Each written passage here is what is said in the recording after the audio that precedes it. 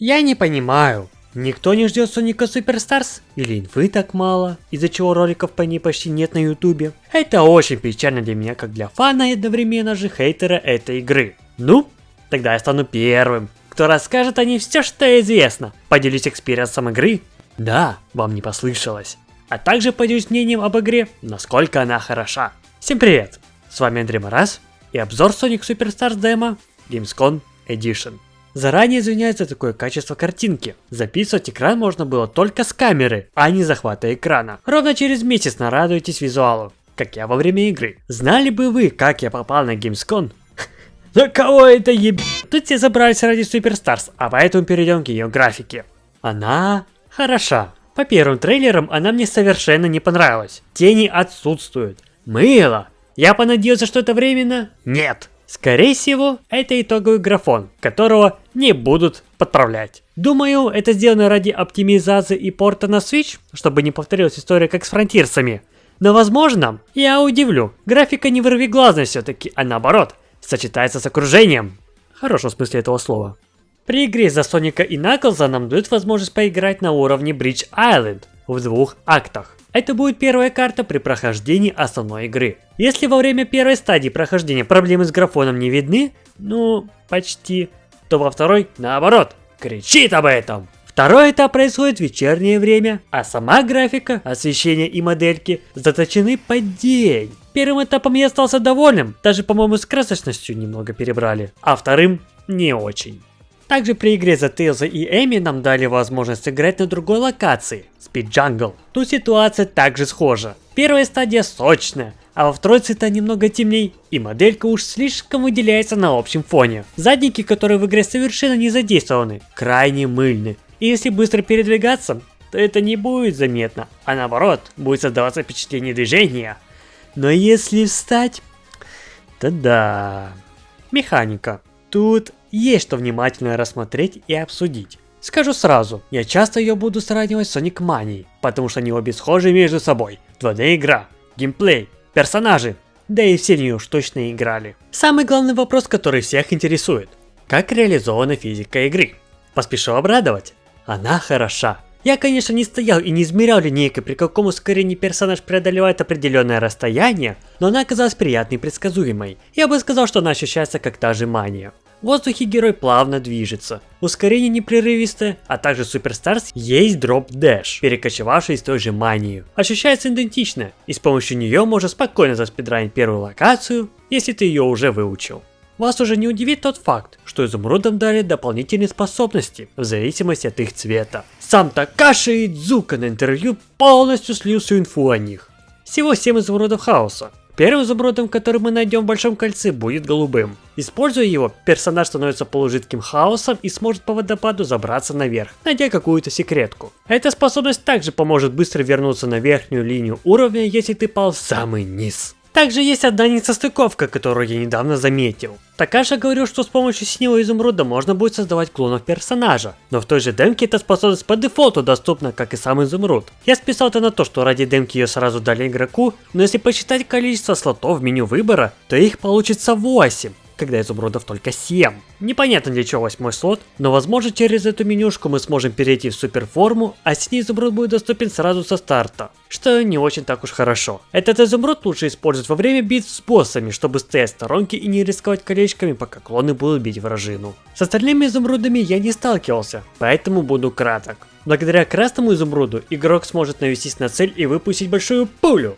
Надеюсь, она все же не будет схожа из Марио. С помощью зеленого изумруда можно будет на определенных помеченных местах отрастить плющ для открытия секретки. Несмотря на то, что в демке можно сыграть в джунглях, как изумруда, так и мест для этой лозы не было. Что только усугубило мое сомнение насчет этого изумруда и его полезности. Фиолетовый изумруд показывает скрытые платформы на уровне для нахождения секреток и проходов. При помощи желтого изумруда может замедлить время на локации, если игрок не справляется с наплывом врагов и необходимо осмотреться и принять решение о дальнейших действиях. А самый интересный изумруд – белый. Я считаю более фановым, чем полезным. При его активации у всех персонажей открываются дополнительные способности. У Соника открывается автонаведение на цель. Теперь не обязательно надо будет прыгать точно на батников. А может и будут места, где с помощью такой способности можно будет найти какие-либо секретки. Не знаю.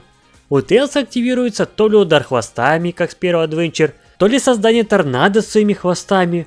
При переводе стакашиного конкретика иногда вообще теряется. Я более верю в хвостовое торнадо. Звучит эпично. А удар хвостами, когда можно свернуться в клубок на скорости и снести всех, звучит не очень. Наклз может атаковать своими кулаками, что в такой игре выглядит очень слабо, хоть именно удары кулаками ему и должны были дать. Но я больше хотел увидеть как охотника за сокровищами и поиском спрятанных штуковин. Но у меня есть предположение, что в копе будет много мест, где именно придется драться, а не бегать. Поэтому именно такие способности ему и дали.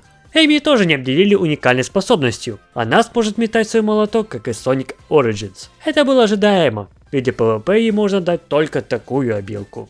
Уже давно идет разграничение 2D и 3D вселенных Соника между собой, но эта игра пытается усидеться на двух стульях сразу. Вспомнить Белый Изумруд, который дает Сонику способность из его 3D версии, а также введены многие механики, которые основаны на 3D вселенной. На первом уровне есть несколько мест, где кольца стоят в линию, и благодаря изогнутым платформам можно их собрать. Мне это сильно напомнило механику притягивания Соника по ряду колец, но тут она реализована по-другому. По-своему. Достаточно много мест, когда персонаж с переднего плана переходил на задний. Это есть на всех двух локациях и хорошо вписано в окружение мира. Я думаю, что по всей игре эти места будут раскиданы, а не на конкретных картах, как в той же Мании. И тут уж с уверенностью можно сказать, что Superstars не совсем 2D игра, в привычном понимании этого слова.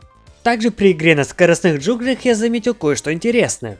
Я не имею в виду лозу, с помощью которой можно забраться наверх. Это все видели, а я про горизонтальные лозы. В трейлерах я этому не придавал значения, но во время игры я заметил, что это те самые привычные нам рельсы, но со скином лозы. А в каких вселенных их обычно можно встретить? Правильно. В игре присутствует система медалек, перекочевавшей из Origin. При сборе 100 колец дается монетка, также ее можно будет найти на уровнях. В дополнение к этому еще добавили пару возможностей их заполучить. Помимо желтых колец, которых можно найти изумруды хаоса, на уровнях расположены также и голубые, которых можно собрать до 5 золотых монет. Но и эти кольца нелегко будет найти. Награда все же стоит своей цены. Скорее всего, с помощью этих монет можно будет покупать различные приколы в экстра, как в Origins, но тут я не смею утверждать на все 100%. Этого в демке не было. При пробегании точки сохранения над ней появляется черная дыра, как я ее люблю называть, и прыгнув в нее появляется возможность пройти спецэтап и заполучить медальки, либо же вылететь ни с чем. Спецэтапы, показанные в демке, повторяют этапы с первого Соника, но не вызывают приступы эпилепсии. Вместо этого были добавлены несколько этапов в одном уровне, напоминая, что мы играем не просто 2D игру. Также помимо спецэтапов, такие черные дыры расположены и на локациях, где также можно заполучить пару колечек. Думаю, они добавлены чисто по приколу, а чё бы и нет. Самое главное я рассказал, теперь к более мелким деталям. Помимо монеток, на уровне разбросаны фрукты. Для чего они и зачем, никто не объяснил. Но они, наверное, нужны будут для экстра-контента, потому что по завершении стадии они показываются строчки собранных предметов, а также есть вероятность выбить их в рулетке, расположенной на капсулах в конце уровня. Я не понимаю смысла добавления больших животных-переростков. Ни в каких проектах их ранее не было. И при сравнении с мелочью в капсулах все же сильно выбиваются из лора. При уничтожении батника босса они освобождаются, и в конце уровня как раз их можно наблюдать. Про боссов особо нечего сказать, всех их показали в трейлерах. Но что мне показалось, что все они, кроме рыбы, очень медленные. Мне казалось, что столетия проходят, пока они готовятся атаковать. Стрекоза мне не зашла, железная няня, но прикольная. Но видна связь, с чем вдохновлялись. Особенно смешно было наблюдать, когда она крутилась вокруг шеста, и мы должны были подпрыгивать над ней, как на скакалке. Но Тейлс, как обычно, клал на все игровые условности и свои способности к полету, как обычно, все ломал. DZ Робот понравился, но его просто проходить. Особенно начиная со второго захода. Сыграть против Фэнга или его подружки нам так и не дали. Но зато завезли касцены для Соника и Наклза. Соник и Тейлс преследовали Фэнга на Торнадо X, но они не могли его нагнать. Поэтому Соник спрыгнул на землю, чтобы он хоть так мог его догнать. И в этот раз самолет никто не сбивает. В начале уровня на заднем плане как раз мы видим летящего Фэнга. Мелкая деталь, но приятно. В это же время Наклз отдыхал возле мастера изумруда, пока он его не разбудил. ехидно видит летящих Соника и Тейлза и решает отправиться за ними. Ленивый и необоснованный ход? Ну ладно. Хотя бы касцены для персов сделали, а не просто старт игры. Эми добавили дополнительную способность. Это двойной прыжок. Признаюсь, она мне понравилась. Зачастую спасала меня от падений. Я мог допрыгнуть до многих сложных мест. Лучше ли крутящиеся способности? Не знаю. Из лора выбивается, но как способность все же отлично. Также я еще заметил, что звук полета Тейлза стал другим. Несмотря на то, что мы играем в 2D-платформер, хвосты воспроизводят звук из 3D вселенной, что подтверждает мое предположение о среднем положении между 2 и 3D. Сами послушайте.